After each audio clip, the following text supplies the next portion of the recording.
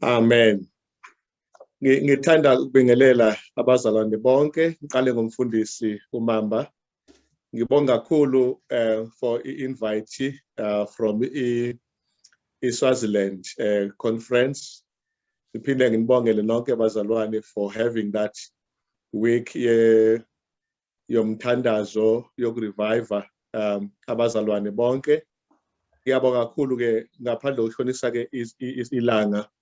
Ngifisa nje ukuhlala ke odabeni njengoba ke sazi isihloko sethu sithi revive us again.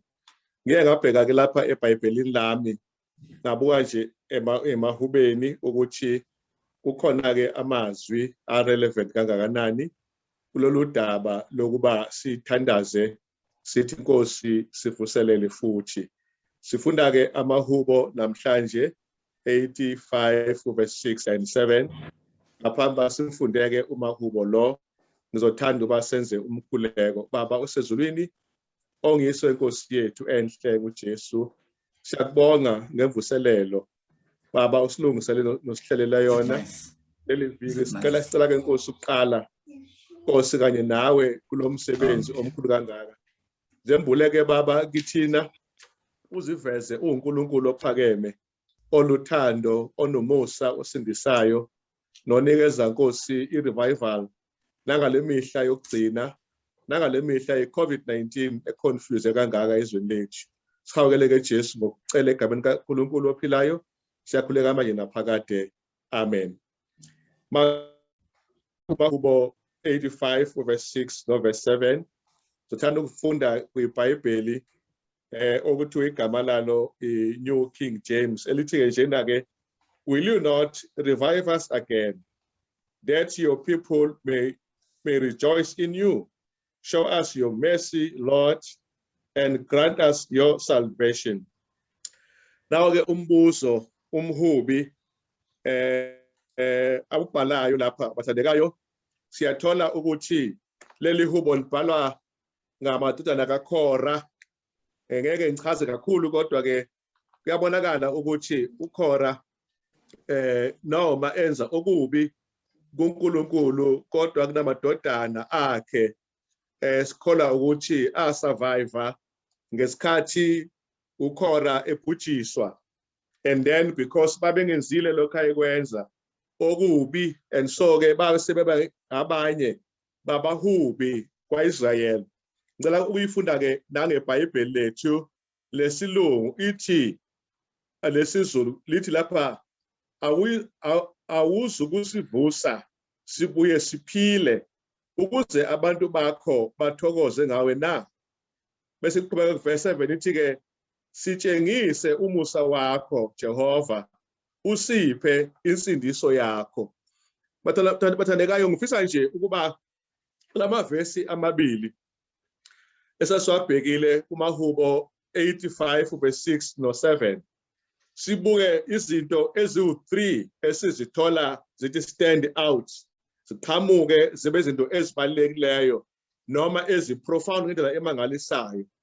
Okokuqala sithola ukuthi there is mercy, kukhona umusa. Okwesibili there is salvation, kukhona usindiso. Then okugcina there is revival. Ngithe mangibuka le sequence ngathola ukuthi qala masifumane umusa kuThixo. Umusa uzoletha insindiso, and then insindiso izawubuyisa i-revival. Asikwazi ukucela i-revival singasindiswanga bazalwane. Asinakucela usindiso kungekho umsa osindisayo. uPaul i-argument yakhe uthi umusa kaNkulunkulu osindisayo ubonakalisiwe kubantu bonke, ukusifundisa ke ukuba sidele ungakholwa. Beyibala ke yonke imisebenzi emihle umusa osenzela yona lapha ke kuTitus 2 iverse lika 11. Ngiyeleke iPaul nje ngedlula kodwa emphasis yethu ilapha emahubeni. But ngifuna sibuke le element yokusindiswa bazalwane, ukuthi njengebandla lesindisiweyo uNkulunkulu asikwazi ukuphila singabe revived, ngoba whenever there is salvation there must be a revival. Whenever there is mercy there must be salvation. So ilokho nje ku3 engikubona kubaleka ngendlela engazange ize ibonwe. Ngiyathanda ukusho ukuthi ama-scholars ethu alaphayana e-Andrews University athe abuka leli verse noma lama verse lawa noma lencwadi yamahubo isahluko 85 athe mayibuka ama-scholars ethu aqhamuka nalento nale view nale point of view lo mbono othi lamahubo lawa ahlukene ke kabili phakathi komkhuleko obhekiswe kuNkulunkulu uverses 1 kuya ku7 kanye nokulindela impendulo kwabantwana bakhe evela kuNkulunkulu kuverses 8 kuya ku13. Ngibabheke le ndawo emthandekayo ukuthi uma sibheka amahubo 85 sibona kungumthandazo from verse 1 to 7 abantwana bakaNkulunkulu bebhekise kuJehova bebeka zonke izicelo zabo kuNkulunkulu kodwa okufike kube mnandi kakhulu ukuthi ezicelweni zabo abayibhekayo bacela kuNkulunkulu umusa bacela kuNkulunkulu insindiso bacela kuNkulunkulu bathandekayo ivuselelo bese bezothi ke uma uNkulunkulu esipha yonke lento siyingane zakhe into ezoba umphumela walokhu sizojabula. Hallelujah.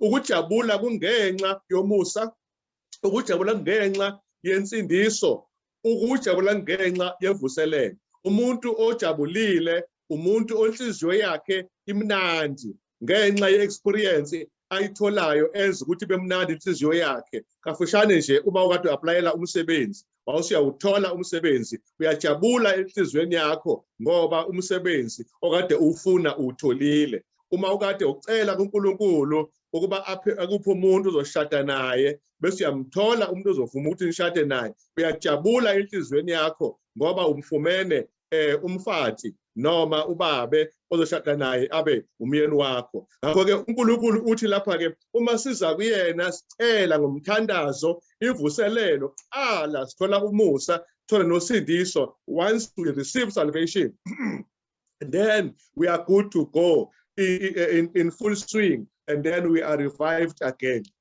Nanso i-element ama-scholars ethu asipha yona bese bezothi ke lapha ke ukukhonza i-worship i-dialogue kusho ukuthi ke iyinto eyinkulumo evela kuNkulunkulu iza kubantu emhlabeni noma esuka kubantu emhlabeni iya kuNkulunkulu ezulwini. That is i-worship. Ngabanye amagama uma ngabe simkhonza uNkulunkulu we engage him, siyakhuluma naye ngomkhuleko and uNkulunkulu engages us akhulume nathi ngezwi kaNkulunkulu nangama promises akhe. Bathi khona uNkulunkulu bantwana bami uma niza kimi ngemthandazo ngizolalela ngipende indlebe yami to understand ukuthi nikhulumani noma ngilalele lokho enicelayo and then bese ngimnikeza ke izinto lezo bantwana bami enizishoyo. Lokho uNkulunkulu akushoyo namhlanje okusho ukuthi ke dialogue khonza noma i-worship kusho ukuthi i-worship involves a relationship between uNkulunkulu nabantwana bakhe emhlabeni.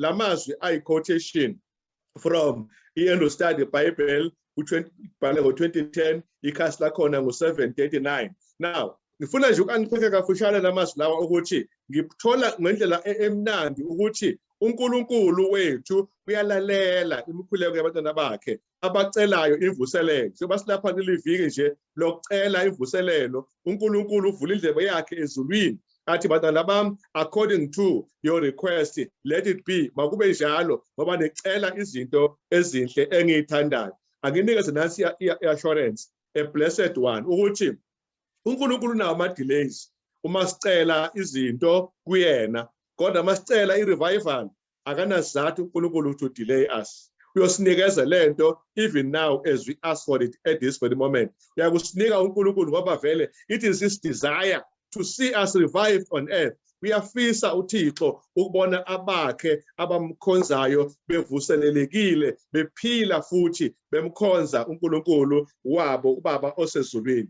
Ngakho ke asambe nawo ke ngizothi ke lamahubo ke lawa incwadi yamahubo as a whole yehlukene izigaba eziningi ezingafani, but let me summarize okuthathu nje kuphela. Emahubeni sinama praise psalms, amahubo endumiso, sinama complaint psalms, amahubo okukhononda, and sinalana futhi akhuluma ngomesiya, ama messianic psalms. Lena ke ngiyacela ukusho ukuthi lena ngifuna ukunikeza enye category number 4. This one is a prayer psalm. lapho bekhuleka khona becela kuNkulunkulu ukuthi ke abenzele lokho abakudingayo njengezingane zakhe emhlabeni. Now ngifuna ukusho ukuthi once we understand our human relationship with our creator God, we'll need to pray to God. So zabona ukuthi masikhuleka kuyena uNkulunkulu owenze i-relationship yakhe nathi, ngoba uNkulunkulu is the one who had the first initiative to say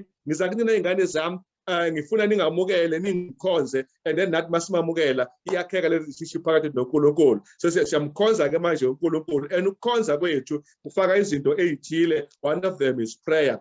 Masikhonza uNkulunkulu emakhaya, in our homes. When we worship God in our homes, we pray. When we worship God in churches, we pray. When we worship God anywhere, even in camp meetings, we pray. Ngoba umthandazo, it is part of worship. Umkhuleko uyingxenye yokudumisa nokukhonza uNkulunkulu. So umkhuleko sonke isikhathi masu-addresse kuNkulunkulu yedwa, hayi abantu. Asithandazi kubantu, asithandazi kwabafileyo nabaphilayo, kodwa kuNkulunkulu wethu osezulwini ongozeli ongalali. Ilapho umkhuleko wethu siyibhekisa khona, and sikhuleka si-anticipate noma silindele impendulo kuNkulunkulu ukuthi uNkulunkulu will answer our prayers, whether he delays, whether he says yes, whether he says no, whether he says wait. Ngoba uNkulunkulu une-choice uba anikeze answer according to his will. Thina owethu ukuthi uNkulunkulu siyazendlala phansi kwakho, siyacela Jehova ukuthi sithole impendulo ngokubona kwakho uNkulunkulu, noma iyafika masishane,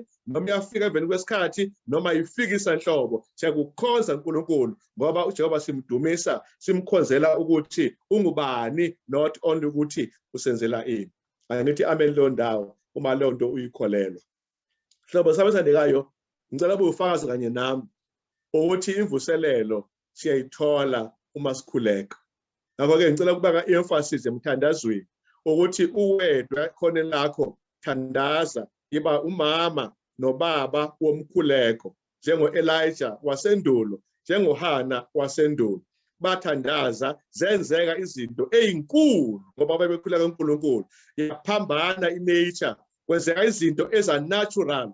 Wathi engathola abantwana umama uHana, kodwa ngomthandazo wavela ingane, wazizala izingane umuntu obengazali ngenxa yomkhuleko. Wathandaza Elijah, yema imvula yangena ngenxa kuba wayethandaza uNkulunkulu othi, "Bantwana bami, uma ngabe nikhuleka kumina niyangikhonza ngalo ndlela, and ngiyanikeza umusa, ngiyanikeza futhi revival when you pray." Umthandazo uhamba kanye kanye nani nevuselelo, umthandazo uhamba kanye kanye nokuthola umusa kaNkulunkulu. So umthandazo wami uthi, let us yearn to worship God. Let us yearn to praise God. Let us yearn to give him the glory that he deserves. And in our praises and prayers, asimnikeze uNkulunkulu ukumtusa ngenxa yomsa wakhe omkhulu asenzele wona. Yini ngempela imvuselelo? Imvuselelo bakithi i-refreshment. Angibeke nje into ecacile, uyazi uma ulambile bese uyadla, your body is refreshed. Uthole mhlambe isiphuzo noma amanzi noma amahewu noma i-drink, you drink, you feel revived. You can travel again, you can walk again, you can even engage and talk ngoba sekhona that new vigor, that new energy, usu refreshed. Ngakho nokudla kuthiwa ama-refreshments ngoba umuntu esekhathele selambile adla bese yavuseleleka. Ukudla kwethu ke namhlanje yizwi kaNkulunkulu, umthandazo, ukukhonza uNkulunkulu nokutshela abanye ngoJesu. Sifakaza phela ngalokho nathi asezele khona esihawukele. That is ivangeli kaNkulunkulu njengoba uNkulunkulu esibekele namhlanje njengebandla likaNkulunkulu lensali eliphila ezweni zokugcina, ukubheka o-COVID and stuff, asakwazi ukukhonza normally ngoba kukhona ama-levels, ama-lockdowns, kodwa nxa sivuseleleke even sisemakhaya ethu ngenxa ye-praise and worship that can be done even if you are alone. uJehova mdumise kuphela kunabanye abazalwane noma uwedwa uyakwazi umbabaza uNkulunkulu kulokho okuhle akwenzele khona. That is what I'm talking about this morning. I-prayer at this moment, i-prayer. Ngicela ke siqaphelele ngawo la ukuthi siyayidinga i-prayer uma sekulula ukubamba igrudge kunokupholela. Siyayidinga i-revival uba sivuselele ibuyise kuthina uxolo endaweni yenzondo. Siyayidinga ivuselelo uma sekulula kuthina kubuka i-TV kunokuthandaza, must be revived in that aspect. Sayidinga ivuselelo mase kulula ukufunda ama novels nokufunda iBhayibheli. Sayidinga ivuselelo mase kulula ukukhuluma ngamagama abantu nokukhuluma igama likaNkulunkulu. We need to revive it. Ikwazi ukusibuyisela lapho sikhona toe the line sesithanda kaNkulunkulu singakhulumi uNkulunkulu lokho angasifundisa khona. It is therefore correct to say othandekayo umthandazo iwona okumele siwenze ube mkhulu ngoba umthandazo omningi amandla amaningi, umthandazo omncane amandla amancane,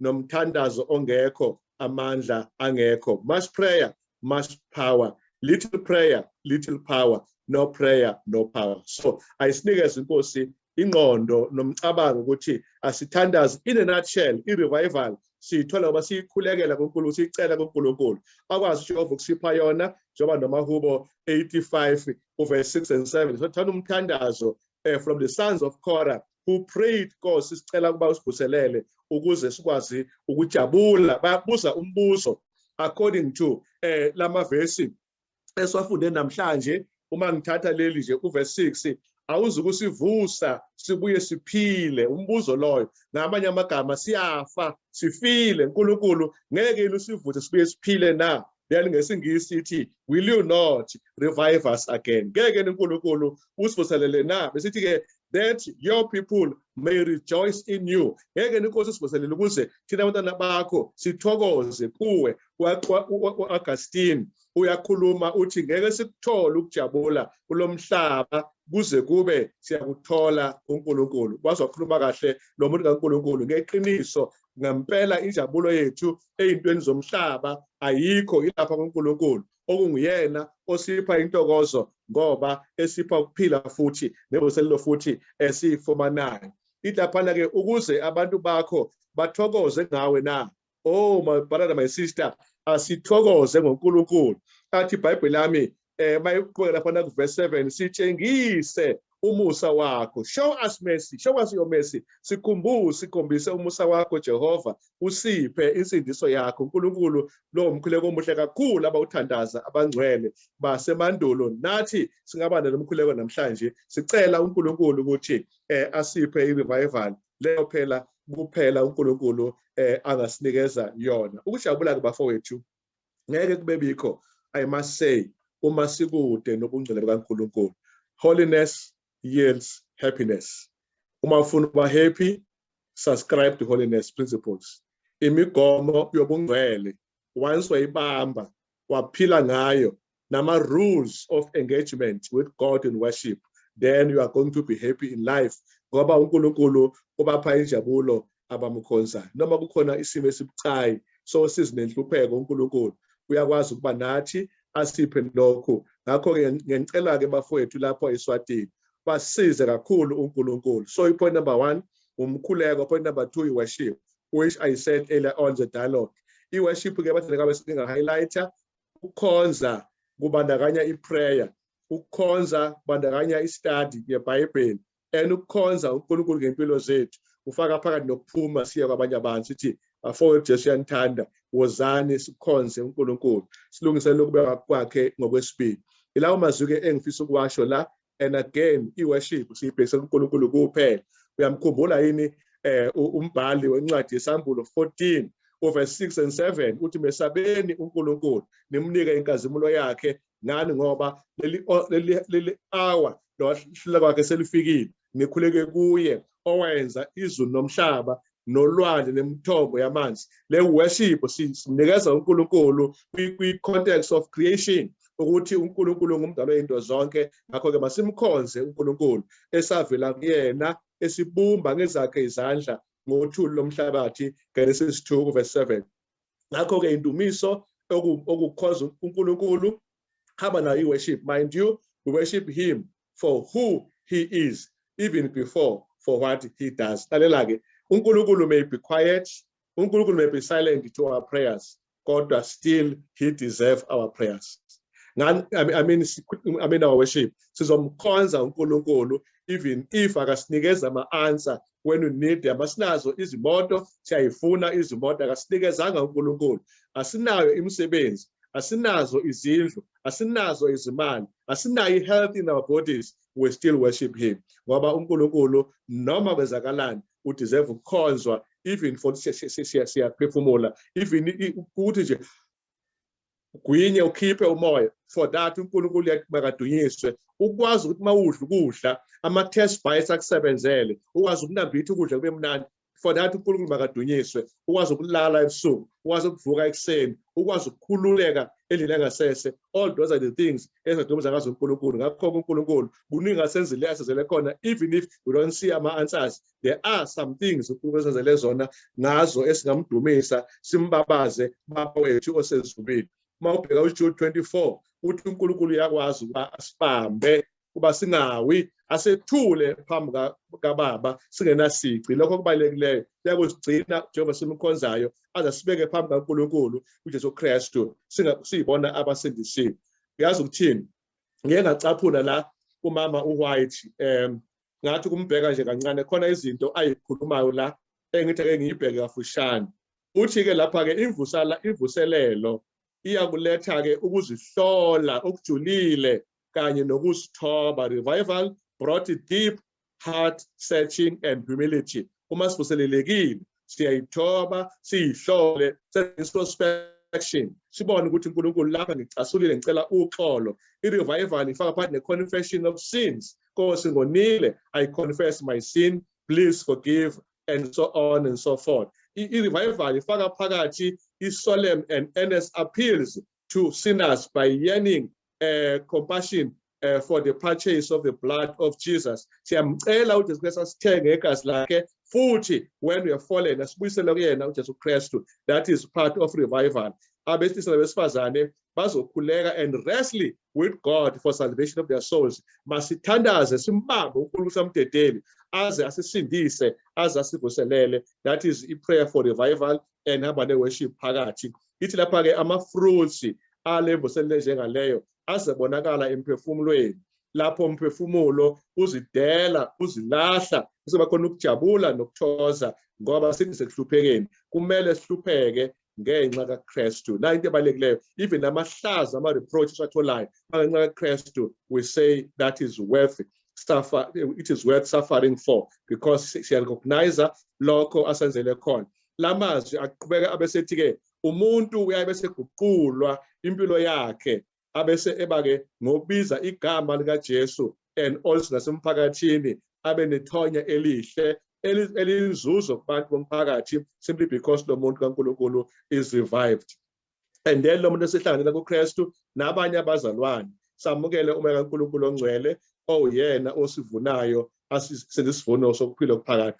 La magama ka-Ellen G. White engiwacaphunayo, bafowethu nodade, ngicela nje ukubeka la magama lawo uma ngiqhubekela phambili ukuthi uMahubo isahluko 85 amavesi esiwafundile uverse 6 and 7 is a prayer for revival, and again verse 1 to 7 bayathandaza becela ivuselelo, and then verse 8 to 13 baya-anticipate a reply noma i-answer from God to give them that revival ukuze bakwazi ukuphila impilo kaNkulunkulu. Yazi masibheka lapha futhi uyakhuluma uDade White exwayisa-ke manje my fellow Adventist ukuthi kukhona imvuselelo ezikhona kuthiwa-ke ngama-popular revivals, futhi maningi-ke lawa avamise ukwenzeka-ke, kodwa wona-ke ingxaki yawo ahamba nge-imagination. Abantu baphethe imagination nje and excitement and emotions. Akhona ngempela ukuvuseleka komqondo wokuba makadunyiswe uNkulunkulu, ahlonishwe, asatshwe uNkulunkulu. It is more about how I feel. It is more about kubani engibonanisa kuyena sengiphendukile, sengivuselelekile. Kanti uNkulunkulu ufuna siziveze kuye ngokusithoba uba ngempela sine-sign yokuba-ke si-revived. Lapho uMama White yabhala futhi uthi converts thus gain to have little desire to listen to the Bible truth. Abantu abazuzeke ngale vuselelo ine-excitement and emotional engagement, abantu abangalithanda iqiniso leBhayibheli, and abantu abangena interest kubufakazi babaprofethi nabapostoli, unless religious service has something of a sensational character. Abantu abafuna sensationalized, bathintwe imizwa, be excited, and then they think that is revival. That is a modern one, that is a popular one. Kodwa it is lacking. Ngoba kusona ngempela eyona yona uNkulunkulu akayifuni lena yenza abakholwayo babe attraction to people and not an attraction to God. And then athi mama lapha Ellen G. White, a message which appeals to unpassioned reason awakens no response. The plain warnings of God's word related directly to their eternal interests are unheeded. Abantu abanevuselelo kodwa abangalihloli zikaNkulunkulu, abangalaleli lokho uNkulunkulu akushoyo that is happening outside there in the world. But in bakaNkulunkulu we are revived and then we go back to izwi kaNkulunkulu silifunde ezukudla kwethu kamoya and then sisize uNkulunkulu. Bathandekayo, mangifunda futhi ke le enye ke ivesi yami yokugcina kuMahubo 119 ngizofunda nje ivesi lika 25. It, my soul clings to the dust, revive me according to your word.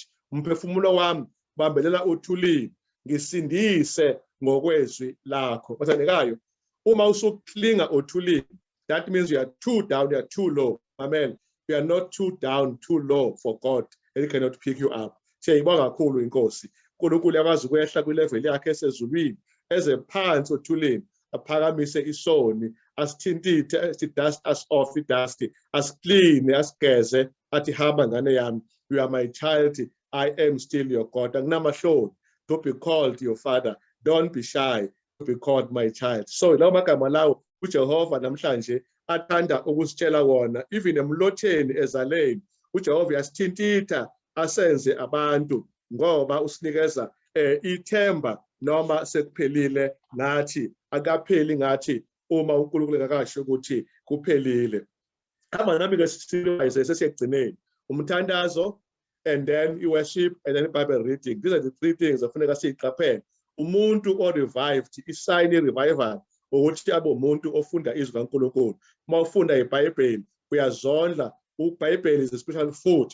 Let us therefore nibble at the word of God and masticate the word of God. Masincinde iminwe sifunda iBhayibheli. Zatha zethu ayibe busy sivula amakhasi eBhayibheli back and forth sifunda ukugcwalisa uDaniel sahloko 12 verse 1 verse 4 uthi uzokugcina abantu bakaNkulunkulu bazokwehla benyuka ulwazi libe ningi. Ukwehla kwenyuka kusikhona ukuhamba between the countries noma ukuhamba within the country, kodwa ukuhamba through the pages of the Bible. Izandla zethu imino yethu ivula amaBhayibheli sikhamba ngalokho and then lube ningi ulwazi le-prophecy kaDaniel and Revelation yona le aprofeta ngayo that uyakwaziwa kakhulu emhleni yokugcina. Let us keep the knowledge because we are reading, and the knowledge will boost our self-esteem, will boost our understanding of God, and then we go there, we understand our wealth, then we can share the gospel. Singenamahloni ngalo ngoba lisenze izinto ezinkulu. Then i-worship is a relationship between us and our God. Masiyenze even ezindlini, even in our closet. Let us worship even in the middle of the night. Vuka ukhoza uNkulunkulu ngoba semkhonza zonke izinsuku uNkulunkulu even nangesabatha uma isimo sivuma. Ukufunda iBhayibheli ukudla kamoya. We are feeding ourselves spiritually when we are reading the scripture. Abusise uNkulunkulu ukufundwa kwezwi lakhe kuleyo ngxanyana. Then let's go for conclusion in a few moments. Ngifuna ukusho ukuthi sesiyivala ke indaba yethu ngokuthi bazalwane bami asithandazeni, bazalwane bami sizothola ivuselo sicela kuNkulunkulu. Also masicele umusa kaNkulunkulu njengoba ngishilo eqaleni sicela futhi isalvation kaNkulunkulu. Once we are saved, then we can pray privately, we can pray publicly, we can pray and also silently. Silakhuleka zonke izikhathi that why we can lift our minds to God. Even sihamba ey'tradini phakathi in the midst of a crowd, our hearts can be lifted out up to God, our souls. Whilst we are walking in the midst of the streets. Sekathi inkosi ingasibusisana sikhonze uNkulunkulu at the same time sifunde iBhayibheli. Uma senze njalo ngiyafisa ukusho ukuthi we are good to go. Let me conclude by saying, bathandekayo, umuntu othandazayo ngeke angavuseleleki. Amen. Umuntu okhonzayo eyedwa enomndeni enabazalwane akwazi ukungavuseleleki. Umuntu otadisha izwi kaNkulunkulu ngeke akwazi ukusola i-revival. Umuntu ultimately ozowitnessa ngoJesu abatshele ukuthi Jesu Kristu umngakanani engazele khona. Indaba efuna ukuyixoxa ngicela uyifunde eBhayibheli lakho bese ngiyavala. Indaba ezeke eDecapolis ukuthi the first missionary in Decapolis was indoda eyabe demon possessed, ingasahlali nasekhaya, ihlala eyintabeni. Can you imagine behlala eyintabeni, uyehla uyanyuka, hlala emathuneni, uyazisika ngamatshe, kodwa mayibona uJesu eqhamuka, he ran when he saw Christ afar, wagijimela kuyena uJesu Kristu, weza kuyena, uJesu wakhuluma naye amazwi, wathi phuma kuyena moya omubi, aphuma amadimoni, wafuna ukuhamba noJesu. uJesu, ungahambi nami, shiyeka la, sala lapha, uye kubangani bakho ekhaya, emndenini wakho, ihlobo zakho, ubatshele uNkulunkulu ezilinde ekhaya. Washumayela eDecapolis, iBhayibheli yami, abantu bamangala.